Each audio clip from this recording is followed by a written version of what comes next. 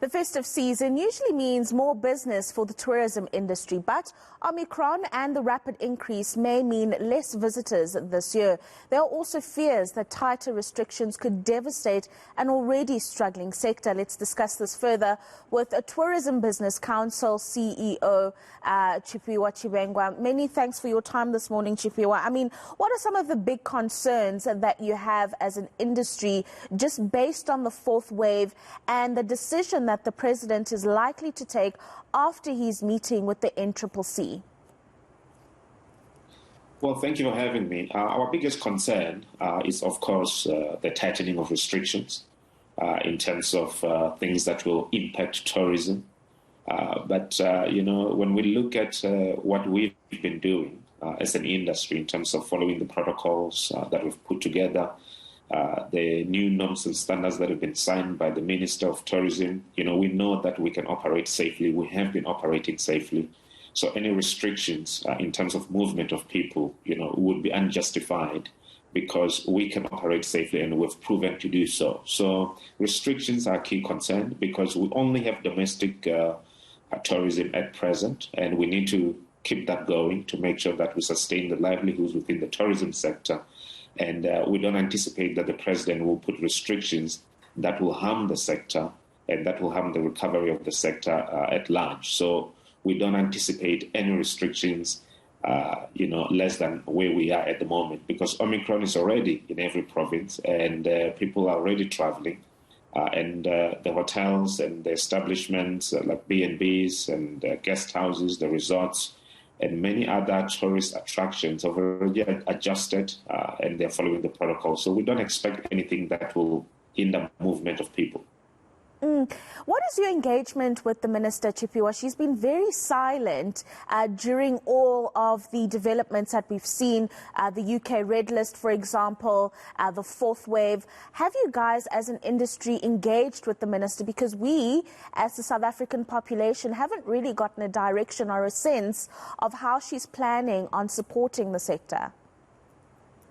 Well, I do know that there has been engagement with various subsectors of tourism.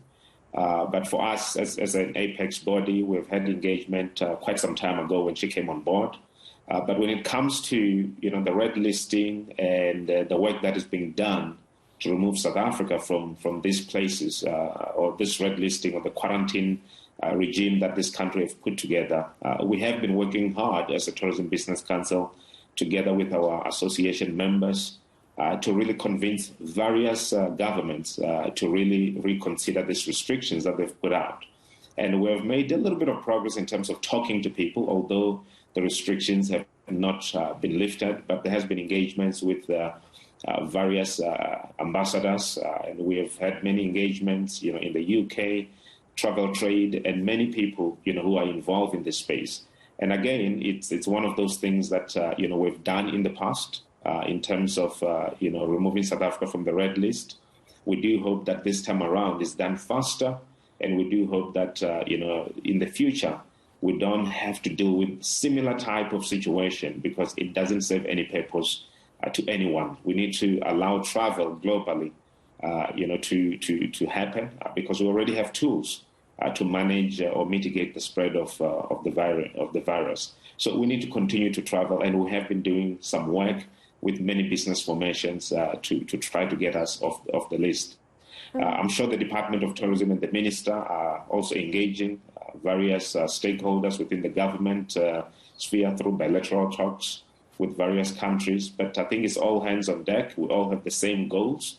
And the goal is that we see more tourists coming into South Africa from these international source markets. And we won't stop to, engage with these countries until, we get to the goal that we all have. Now, one of the initiatives that has been established by the government is the War Room that was announced late last week. The kind of support that the War Room is set to provide for businesses within the industry, especially those who have got no access to resources during these difficult times. Well, we do know that there are no more resources available. This includes the UIFTS money for the employees. We know that that fund, unless the government puts more money into it, is not going to be available.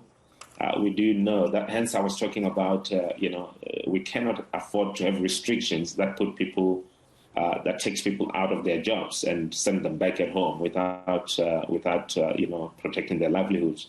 And we do know that we don't have the mechanism at the moment to do so. In terms of the support for businesses in the tourism space, the supports that were there, are no longer there at the moment in terms of the government guarantee loan scheme. And I've said this in the past that, loans are not a solution to the situation that we have, because we are already deep in trouble and with debt that we've accumulated over the period of 20 months. So giving more loans it's not going to solve the situation. We need to work, and we know we can work safely. And that's why restrictions are not a solution for domestic travel, and neither are the solution for international travel. So in terms of the support for business, the support that we seek is that, we continue to work. The support that we seek is that, international community opens up travel so that people can, come and enjoy South Africa. And when they enjoy South Africa, we can derive our livelihoods from working. We cannot rely on loans and so forth and so on. So there's not going to be any support that I could predict at the moment, be it financial or otherwise. We need to continue. We need to learn to work and live with this virus. And we need to, also protect ourselves, protect our families, protect our employees by way of vaccinating. Those are the tools that we have at the moment that we need to use going forward. But we don't expect any support from anyone at this time. But we ask that we are allowed to work, especially from the domestic point of view. Very simple request indeed. Allow us to work. That is the request from the tourism industry as it grapples with the effects of COVID-19. That's the Tourism Business Council of South Africa Chief Executive Tshifhiwa Tshivhengwa joining us this morning to talk through some of those issues and potential solutions.